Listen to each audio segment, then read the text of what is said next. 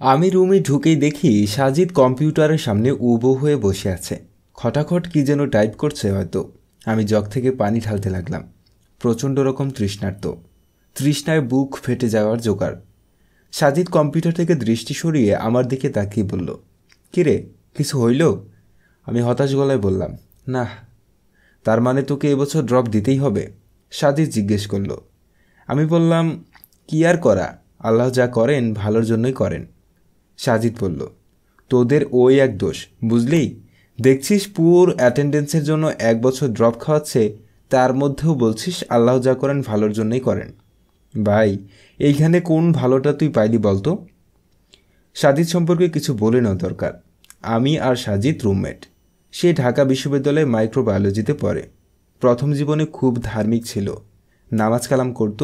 বিশ্ববিদ্যালয়ে এসে কিভাবে যেন অ্যাগনস্টিক হয়ে পড়ে। আস্তে আস্তে স্রষ্টার উপর থেকে বিশ্বাস হারিয়ে এখন পুরোপুরি নাস্তিক হয়ে গেছে। ধর্মকে এখন সে আবর্জনা জ্ঞান করে। তার মতে পৃথিবীতে ধর্ম এনেছে মানুষ, আর ঈশ্বর ধারণাটাই ওরকম স্বার্থান্বেষী কোনো মহলের মস্তিষ্ক প্রসূত।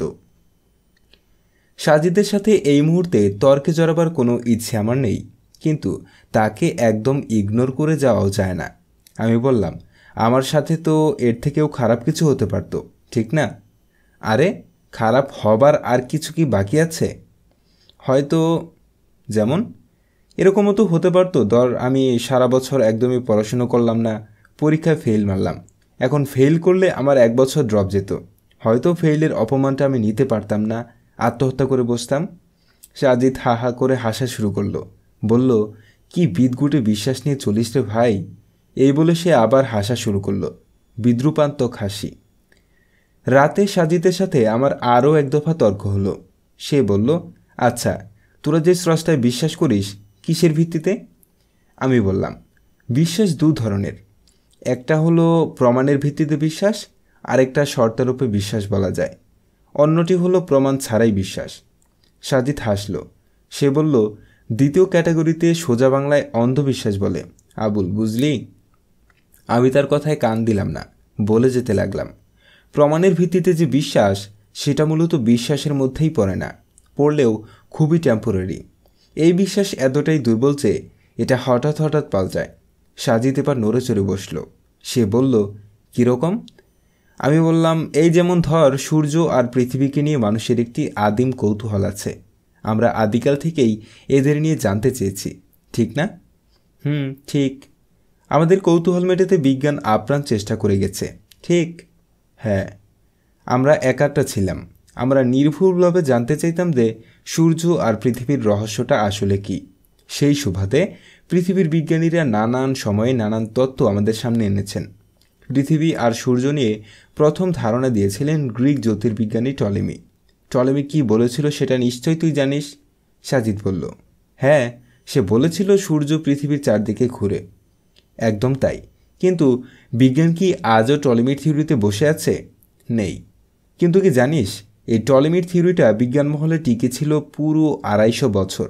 ভাবতে পারিস, 250 বছর পৃথিবীর মানুষ, যাদের মধ্যে আবার বড় বড় বিজ্ঞানী, ডাক্তার, ইঞ্জিনিয়ার ছিল, তারাও বিশ্বাস করত যে সূর্য পৃথিবীর চারপাশে ঘোরে।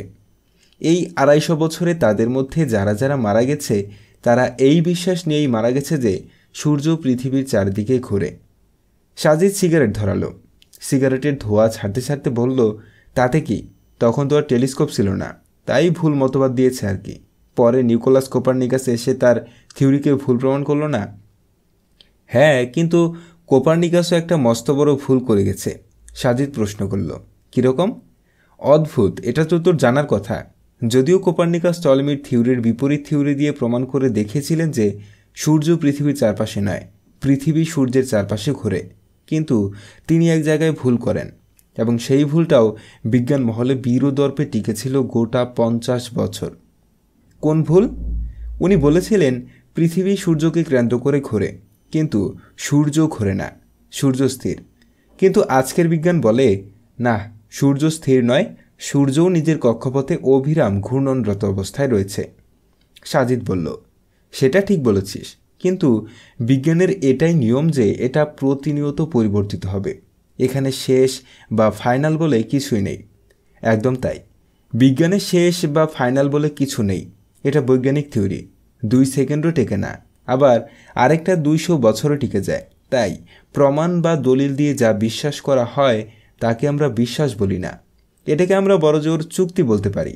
চুক্তিটা এরকম, তোমায় ততক্ষণ বিশ্বাস করব যতক্ষণ তোমার চেয়ে অথেন্টিক কিছু আমার সামনে না আসছে।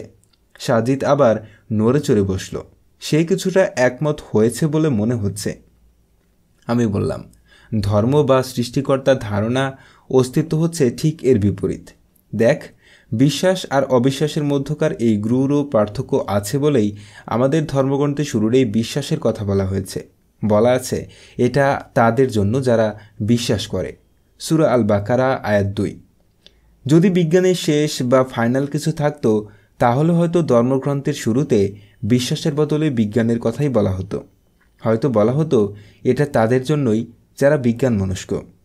কিন্তু যে বিজ্ঞান সদা পরিবর্তনশীল, যে বিজ্ঞানের নিজের উপর নিজেরই বিশ্বাস নেই, তাকে কিভাবে অন্যরা বিশ্বাস করবে? সাজিদ বলল, কিন্তু যাকে দেখি না, যার পক্ষে কোনো প্রমাণ নেই, তাকে কি করে আমরা বিশ্বাস করতে পারি? সৃষ্টিকর্তার পক্ষে অনেক প্রমাণ আছে, কিন্তু সেটা বিজ্ঞান পুরোপুরি দিতে পারে না। এটা বিজ্ঞানের সীমাবদ্ধতা, সৃষ্টিকর্তার নয়। বিজ্ঞান অনেক কিছুরই উত্তর দিতে পারে না। লিস্ট করতে গেলে অনেক লম্বা একটা লিস্ট করা যাবে। সাজিদ রাগি রাগি গলায় বলল, ফাজলামো করিস না আমার সাথে। আমি হাসতে লাগলাম, বললাম, আচ্ছা শোন, বলছি তোর প্রেমিকার নাম মিতু না? এখানে প্রেমিকার ব্যাপার আসছে কেন? আরে বল না আগে। হ্যাঁ, কিছু মনে করিস না, কথার কথা বলছি। ধর আমি মিতুকে ধর্ষণ করলাম, রক্তাক্ত অবস্থায় মিতু তার বেডে পড়ে আছে।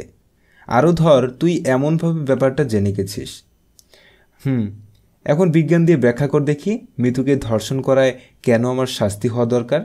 সাজিদ বলল, ক্রিটিক্যাল কোয়েশ্চেন, এটাকে বিজ্ঞান দিয়ে কিভাবে ব্যাখ্যা করব? আগে বলেছি এমন অনেক ব্যাপার আছে যার উত্তর বিজ্ঞানে নেই, কিন্তু এর সাথে স্রষ্টার বিশ্বাসের সম্পর্ক কি?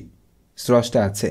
স্রষ্টার বিশ্বাসও এমন একটা বিষয় যেটা আমরা মানে মানুষেরা আমাদের ইন্দ্রিয় গ্রাহ্য প্রমাণাদি দিয়ে প্রমাণ করতে পারবো না। স্রষ্টা কোনো টেলিস্কোপ ধরা পড়ে না, উনাকে অণুবীক্ষণ যন্ত্র দিয়েও খুঁজে বের করা যায় না, উনাকে জাস্ট বিশ্বাস করে নিতে হয়। সাজিদ এবার 180 ডিগ্রি অ্যাঙ্গেলে বেঁকে বসল। সে বলল, ধুর, কিসব বালছাল বুঝালি, যা দেখি না তাকে বিশ্বাস করে নেব?